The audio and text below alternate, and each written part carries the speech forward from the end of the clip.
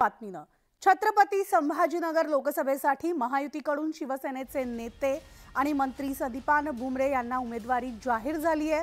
शिवसेनेच्या या जागेवर मराठा आंदोलनाचे नेते विनोद पाटील निवडणूक लढवण्यास इच्छुक होते। अशातच आता विनोद पाटलांनी उद्योग मंत्री उदय सामंतांची गुप्त भेट घेतली आहे। तर या बैठकीमध्ये संभाजीनगरचा उमेदवार बदलण्याची मागणी विनोद पाटलांनी केली आहे। दरम्यान बैठकीत सविस्तर आणि सकारात्मक चर्चा झालेली असून मुख्यमंत्री विनोद पाटलांची भेट घेऊन मार्ग काढतील असं उदय सामंतांनी म्हटलंय। दोघांमध्ये जवळपास 3 तास ही बैठक सुरू होती।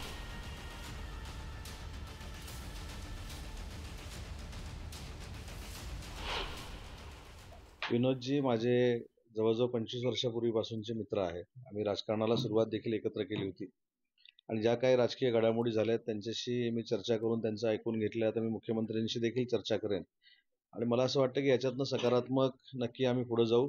आज त्यांच्या सगळ्या सहकार्यांना देखील मला भेटता आलं, त्याबद्दल मी त्यांना मगाशीच धन्यवाद दिलेले आहेत आणि त्यांची देखील टीम स्ट्रॉंग आहे याची देखील कल्पना मला आहे आणि जी काही चर्चा झाली ही प्रसारमाध्यमांना न सांगता मी मुख्यमंत्री महोदयांशी चर्चा करेन। मला असं वाटतं की अनेक वेळा विनोदजींकडे मुख्यमंत्री महोदय आलेले आहेत, त्यांचे अतिशय घनिष्ठ संबंध आहेत मुख्यमंत्री महोदयांबरोबर आणि आताच माझं मुख्यमंत्री महोदयांशी चर्चा झालेली आहे। उद्याच्या दौऱ्यात मुख्यमंत्री महोदय देखील विनोदजींची भेट घेणार आहेत। तर आता विनोद पाटील यांनी उदय सामंत यांची भेट घेतलेली आहे। त्याचबरोबर मुख्यमंत्र्यांसोबत हा विषय आम्ही चर्चेत आणणार आहोत, डिस्कस करणार आहोत असं देखील उदय सामंत यांनी म्हटलेलं आहे। विनोद पाटील यांनी मागणी केलेली आहे की या ठिकाणचा उमेदवार आहे तो बदलण्यात यावा। संभाजीनगरचा उमेदवार बदलण्याची मागणी विनोद पाटील यांनी केली आहे। दरम्यान बैठकीमध्ये आता सविस्तर आणि सकारात्मक चर्चा झालेली असून मुख्यमंत्री विनोद पाटलांची भेट घेऊन या संदर्भातला मार्ग काढतील असं देखील उदय सामंत यांनी म्हटलेलं आहे। तर संभाजीनगरचा उमेदवार बदलण्यात यावा अशी मागणी विनोद पाटलांनी केली आहे। याआधी विनोद पाटील सुद्धा संभाजीनगरसाठी इच्छुक होते, ते देखील लोकसभा निवडणुकीसाठी संभाजीनगरमधून उभे राहणार होते। महायुतीकडून शिवसेनेचे नेते आणि मंत्री संदीपान भुमरे यांना उमेदवारी जाहीर झाली, त्यामुळे शिवसेनेच्या या जागेवर मराठा आंदोलनाचे नेते विनोद पाटील निवडणूक लढवण्यास इच्छुक असल्याचं त्यांनी आधीच सांगितलेलं होतं। मात्र आता संभाजीनगरचा उमेदवार बदलावा अशी मागणी त्यांनी उदय सामंतांकडे केली। आमचे प्रतिनिधी अविनाश कांडजे आपल्यासोबत आहेत। Avinash, good morning. आपण पाहतोय लोकसभा निवडणुकीच्या काही जागांचा तिढा जो आहे तो अजून सुटलेला नाहीये, त्यातलाच एक म्हणजे संभाजीनगर आणि आता संभाजीनगरचा उमेदवार जाहीर होताच विनोद पाटलांची मागणी आहे हा उमेदवार बदलण्यात यावा। काय सविस्तर अपडेट्स? नक्कीच गुड मॉर्निंग। मात्र शिवसेनेसाठी ही मॉर्निंग गुड नसणार आहे ही बातमी ऐकल्यानंतर, कारण पुन्हा एकदा शिवसेनेचा उमेदवार बदलावा लागतो का, तो बदलला जाईल का अशी चर्चा या ठिकाणी सुरू आहे। राज्याचे उद्योग मंत्री उदय सामंत यांनी अत्यंत गुप्तपणे रात्री 12 वाजेपर्यंत विनोद पाटील यांची भेट घेतली। खरं तर 9 वाजता ते त्यांच्या घरी पोहोचले, त्यानंतर तब्बल मध्यरात्री 12 वाजेपर्यंत ही बैठक सुरू होती।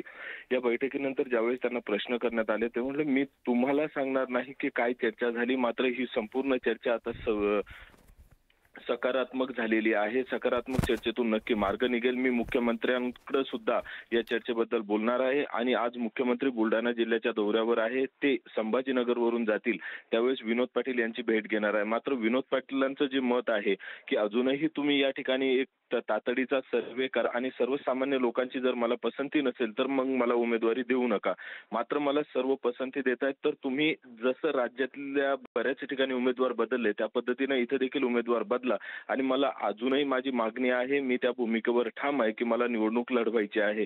मात्र एकूणच संभाजीनगरचं संपूर्ण गणित जर बघितलं तर मराठा आंदोलनामुळे मराठा वोटर हा सगळ्यात महत्वाचा मोठा फॅक्टर ठरणार आहे। त्यामुळे विनोद पाटलाचा विचार एकनाथ शिंदे करू शकतात, मुख्यमंत्री करू शकतात, मात्र आता भुमरे यांनी जर कालची जर एक घडामोड संभाजीनगरची बघितली तर अत्यंत महत्वाची आहे। ज्यावेळेस विनोद पाटील यांनी फडणवीसांची भेट घेतली उपमुख्यमंत्र्यांची, त्याच वेळेस त्याच्यानंतर एका तासात संदीपान भुमरे यांनी आपला डमी अर्ज जिल्हाधिकारी कार्यालयात जाऊन भरला। कुठलाही गाजावाजा न करता, पूर्वकल्पना न देता त्यांनी हा अर्ज भरलेला आहे। त्यामुळे सर्वांचीच आता या ठिकाणी धाकधूक वाढलेली आपल्याला दिसून येते। मात्र आता मुख्यमंत्री या सगळ्यातनं नेमका काय तोडगा काढणार आहेत, काय निर्णय घेत आहेत हे सुद्धा पाहायचंय। त्यामुळे धन्यवाद अविनाश या सविस्तर माहितीसाठी। तर जळगाव लोकसभा मतदारसंघाचे मवियाचे उमेदवार करण पवार उद्या आपला उमेदवारी अर्ज दाखल करणार आहेत. करण पवार यांचा उमेदवारी अर्ज दाखल करताना मवियाकडून जोरदार शक्ती प्रदर्शन करण्यात येणार आहे. आदित्य ठाकरे, संजय राऊत आणि जयंत पाटील आपला अर्ज दाखल करताना ते उपस्थित राहणार आहेत. तर करण पवार उद्या उमेदवारी अर्ज भरणार आहेत आणि त्यांचा उमेदवारी अर्ज भरताना आदित्य ठाकरे, संजय राऊत, जयंत पाटील हे या ठिकाणी उपस्थित राहणार आहेत. मी येत्या 24 तारखेला उमेदवारी दाखल करतोय. सोबत त्या ठिकाणी आशीर्वाद द्यायला आणि माझी उमेदवारी अर्ज भरण्यासाठी आदित्य साहेब ठाकरे, संजय राऊत साहेब आणि जयंत पाटील साहेब उपस्थित राहणार आहे. कसं नियोजन झालं दादा? दोन्ही उमेदवार सोबत अर्ज भरणार आहे का? कुठून निघणारे शक्ती प्रदर्शन करणार? हो, दोन्ही उमेदवार सोबत अर्ज भरणार आहेत. त्या संदर्भात काही नियोजन पक्षातली मंडळी, सावंत साहेब इत्यादी करतायत. तर केंद्रीय गृहमंत्री अमित शहा आज महाराष्ट्राच्या दौऱ्यावर आहेत आणि आज अकोल्यामध्ये त्यांची जाहीर सभा होणार आहे. अकोल्यामध्ये महायुतीचे उमेदवार अनुप धोत्रे यांच्या प्रचारासाठी त्यांची सभा होत असून ते जनतेशी संवाद साधणार आहेत आणि त्यांच्या या सभेसाठी जय्यत तयारी देखील सुरू आहे. 60,000 लोकांसाठी आसन व्यवस्था उभारली जाते.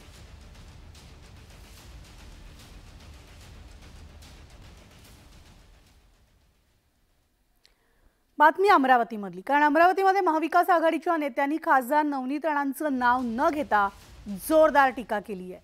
महाविकास आघाडीचे उमेदवार बळवंत वानखेडे यांच्या प्रचारार्थ शरद पवार आणि उद्धव ठाकरेंनी राणांवर शाब्दिक हल्ला चढवला. काही दिवसांपूर्वी ठाकरेंच्या पक्षाचे खासदार संजय राऊतांनी नवनीत राणांवर बोचरी टीका देखील केलेली होती आणि याच टीकेवरून महायुतीच्या नेत्यांनी संजय राऊत आणि उद्धव ठाकरेंवर निशाणा साधला होता. तोच संदर्भ देत उद्धव ठाकरेंनी काही दिवसांपूर्वी मुनगंटीवार यांच्या विधानाचा संदर्भ देत टीका केली होती.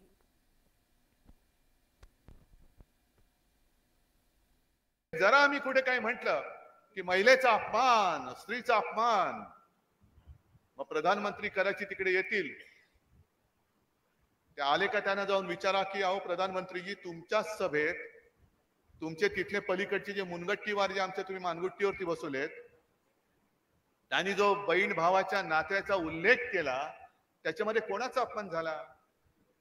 बहीण भावाचं नातं हे पवित्र मानतो आम्ही.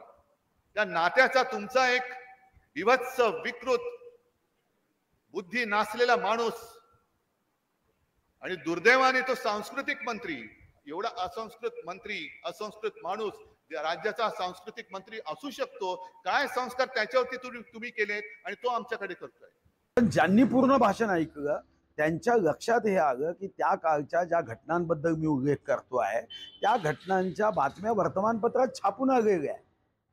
आज राजकीय फायद्यासाठी जर कोणी त्या भाषणातला काही अंश घेऊन प्रतिक्रिया देत असेल तर आपण समजून घेतलं पाहिजे.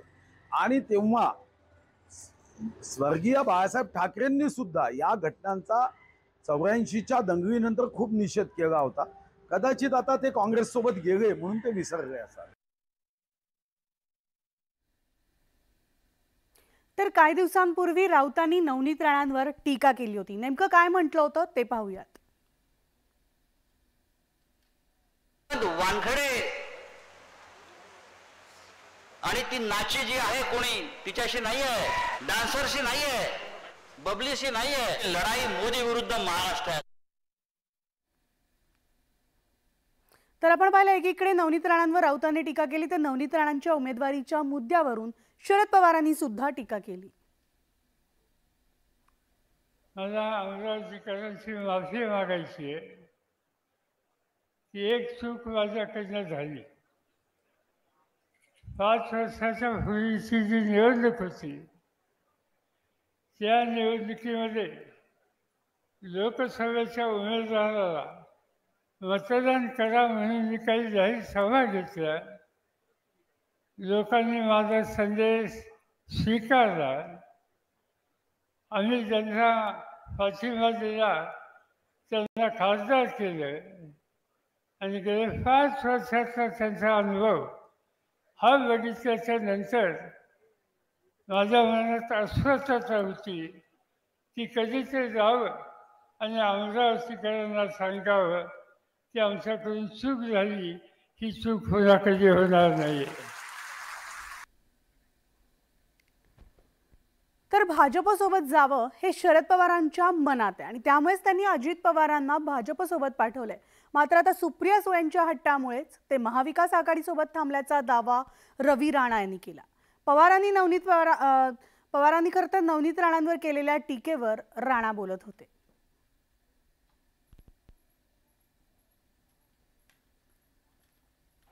ज्या भाजपमध्ये नवनीत राणा गेल्या त्याच भाजपमध्ये पवार साहेबांची सुद्धा इच्छा होती, म्हणून अजित पवारांना त्यांनी पाठवलं. आणि अचानक सुप्रियाताईच्या हट्टापायी त्यांना कुठंतरी ते थांबावं लागलं. म्हणून त्यांच्या मनामध्ये भाजप आहे आणि जिभेवर फक्त त्यांच्या होठावर फक्त विरोध आहे. तर मनामधल्या भाजपमध्येच नवनीत राणा आहे. केंद्रामध्ये सत्तेतला खासदार दिला तरच निधी येतो आणि विरोधातला खासदार दिला तर मागच्या 5 वर्षांसारखं मतदारसंघाचं वाटोळं होतं, अशा शब्दात शिवाजीराव आढळराव पाटलांनी अमोल कोल्हेंवर आरोप केलाय.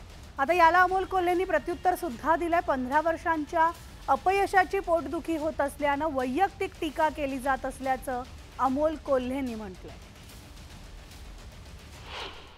संसदेमध्ये नुसती भाषणं करून चालत नाही, तर शेतकऱ्यांसाठी काही ठराविक ठोस भूमिका घेणं गरजेचं आहे. जे काम आतापर्यंत आदरणीय वळसे पाटलांनी केलं तेच काम आपल्याला या भविष्य काळामध्ये केंद्रामधून करण्यासाठी मला तुमची ताकद पाहिजे. केंद्रामध्ये सत्तेतला खासदार असेल तर निधी येतो, विरोधातला खासदार असेल तर 5 वर्ष जसं मतदारसंघाचं वाटोळ झालं तसं आपण करून देता कामा नये. म्हणून ह्या गावातून मला पूर्ण अपेक्षा आहे, कमीत कमी 90% मतदान ह्या गावातून झालं. नॅशनल हायवेच्या माध्यमातून याची निविदा प्रक्रिया झालेली आहे. ही निविदा प्रक्रिया सुरू आहे. आचारसंहितेमुळे ती थांबलेली आहे हे सगळेजण जाणतात. त्यामुळे आपल्याला जे 15 वर्षात सोडवता आलं नव्हतं ते 5 वर्षात प्रामाणिकपणे प्रयत्न करून निविदा प्रक्रियेपर्यंत ही गोष्ट आली आहे. आचारसंहिता संपली की निविदा प्रक्रिया संपेल आणि कामाला सुरुवात होईल. पण हे आता 15 वर्षातलं जे अपयश आहे हे या सर्वसामान्य शेतकरी कुटुंबातल्या पोराने 5 वर्षात हे मार्गी लावलंय, याची कदाचित पोटदुखी असेल, त्यामुळे असे आरोप केले जातात. रत्नागिरीमधील शिवसेना विरुद्ध मनसे हा संघर्ष जुनाच आहे. खरं तर शिवसेनेचे नेते रामदास कदम आणि मनसेचे सरचिटणीस वैभव खेडेकरांमधील राजकीय मतभेद आता सर्वश्रुत असून राज ठाकरेंनी महायुतीला बिनशर्त पाठिंबा दिला असला तरीही रत्नागिरीमधील मनसे नेते महायुतीचा प्रचार करणार नसल्याचं सांगत वादाला तोंड फोडलं होतं. मात्र राज ठाकरेंनी समजूत काढत पक्ष कार्यकर्त्यांना कामाला लागण्याचे आदेश दिले होते आणि तरीसुद्धा रायगड लोकसभा मतदारसंघात मनसेचे कार्यकर्ते प्रचारामध्ये सक्रिय दिसून येत नाहीयेत. पुढील 1-2 दिवसात मनसे प्रचारामध्ये दिसेल असं देखील मनसे सरचिटणीस वैभव खेडेकरांनी सांगितलंय. कोकणातील दोन्ही नेत्यांना जास्तीच्या मताधिक्यानं निवडून आणण्यासाठी मनसेने काम करेल आणि राजकारणात कुणी कुणाचा कायमचा शत्रू नसतो, राजकारणात काही होऊ शकतं असं वैभव खेडेकर यांनी म्हटलंय. मात्र आपले बार्गेनिंग पॉवर वाढवून घेण्यासाठी मनसेचे वैभव खेडेकर प्रयत्नात असल्याचं आमदार योगेश कदम यांनी त्यांच्यावर टीकास्त्र डागलंय. प्रचारामध्ये का उतरण्यात हे ह्याचं उत्तर मनसेचे कार्यकर्ते देऊ शकतील. सन्माननीय राजसाहेब ठाकरे यांनी मनसेच्या कार्यकर्त्यांना स्पष्ट आदेश दिलेत. वैभव खेडेकर हे जे राजकारण करतायत, स्वतःचं बार्गेनिंग पॉवर वाढवण्याचं हा त्यांचा प्रयत्न असं माझा स्पष्ट त्यांच्यावरती आरोप आहे. म्हणजे एक मी नाराजी दाखवली तर मला महत्त्व दिलं जाईल आणि मग काहीतरी पॅकेज वाढवून घ्यायचं असे प्रयत्न आहेत. महाविकास आघाडीच्या जागा वाटपामध्ये उद्धव ठाकरेंच्या शिवसेनेनं सर्वाधिक जागा ज्या आहेत त्या पदरात पाडून घेतल्या. मात्र महायुतीमध्ये शिंदेंच्या नेतृत्वातील शिवसेनेच्या वाट्याला गेल्या वेळेच्या तुलनेत कमी जागा आल्यात. त्यावरून आता राजकारण चांगलंच रंगलंय. शिंदेंच्या पदरात लोकसभेच्या 16 जागा, महायुतीच्या जागा वाटपात शिवसेनेला घाटा. शिवसेनेचं लोकसभेच्या 6 जागांवर पाणी. लोकसभा निवडणुकीच्या दुसऱ्या टप्प्याला सुरुवात झाली असली तरी अद्यापही महायुतीचं संपूर्ण जागा वाटप काही झालेलं नाही. त्यामुळे महायुतीच्या जागा वाटपावरून राजकीय वर्तुळात अनेक तर्कवितर्क लावले जात होते. शिंदेंच्या नेतृत्वातील शिवसेनेच्या वाट्याला किती जागा येणार याकडे शिवसैनिकांचं लक्ष लागून राहिलंय. मुख्यमंत्री शिंदेंनी एका इंग्रजी वृत्तपत्राला दिलेल्या मुलाखतीत लोकसभा जागा वाटपावर पक्षाची भूमिका स्पष्ट केली आहे. शिवसेना राज्यात लोकसभेच्या एकूण 16 जागा लढवणार आहे. त्यामध्ये मुंबईतील 3 जागांचा समावेश असणार आहे. तसंच महायुतीत लोकसभा जागा वाटपावरून कोणताही तिढा नसल्याचा दावा शिंदे यांनी या मुलाखतीत केलाय. महायुतीच्या जागा वाटपात शिंदेंच्या नेतृत्वातील शिवसेनेला 6 जागांवर पाणी सोडावं लागणार आहे आणि त्यामुळे उद्धव ठाकरेंच्या पक्षानं शिंदेंच्या शिवसेनेला डिवचलंय. जी बाळासाहेबांची शिवसेना आम्ही म्हणजे उद्धवजी ठाकरे साहेब संपवायला निघाले, ती बाळासाहेबांची शिवसेना 22-23 जागा लढत होती. अर्ध्या जागा भारतीय जनता पार्टीवर लढली होती. एकच जागा त्यावेळेस तीही लढायला मिळाली असती, परंतु शिवसेनेनं 22 जागा लढल्या, ते 22 जागा लढलेल्या होत्या. आणि अशा असताना आज तुम्ही 16वर आले. बाळासाहेबांची शिवसेना तुम्ही पुढे नेताय का मागे नेताय हे जनतेला कळत आहे. महायुतीच्या जागा वाटपात भाजपला झुकतं माप मिळालंय. त्यामुळे उद्धव ठाकरेंच्या शिवसेनेला टीका करण्याची आयती संधी चालून आली आहे आणि राजकीय वादालाही तोंड फुटलंय. अरे बाबा, ते त्यांच्या इच्छेविरुद्ध मनाविरुद्ध बोलले असतील, त्यांच्या मनामध्ये वेगळं असेल. आणि शिवसेना ज्यांनी शिवसेनेचे विचार विकले, बाळासाहेबांच्या विचारांना मूठमाती दिली, खुर्चीसाठी आणि पदासाठी जी तडजोड केली ते आम्ही करणार नाही. 2019च्या लोकसभा निवडणुकीत शिवसेनेनं लोकसभेच्या 22 जागा लढवल्या होत्या, तर महाविकास आघाडीच्या जागा वाटपात उद्धव ठाकरेंच्या शिवसेनेनं 21 जागा पदरात पाडून घेतल्या आहेत. त्यामुळे शिंदेंच्या वाट्याला किती जागा येणार याविषयी बरीच चर्चा झाली. मात्र जागा वाटपाच्या तहात शिंदेंच्या नेतृत्वातील शिवसेनेला जागांवरून तडजोड करावी लागल्याचं बघायला मिळत आहे. Bureau report, news 18 Lokmat.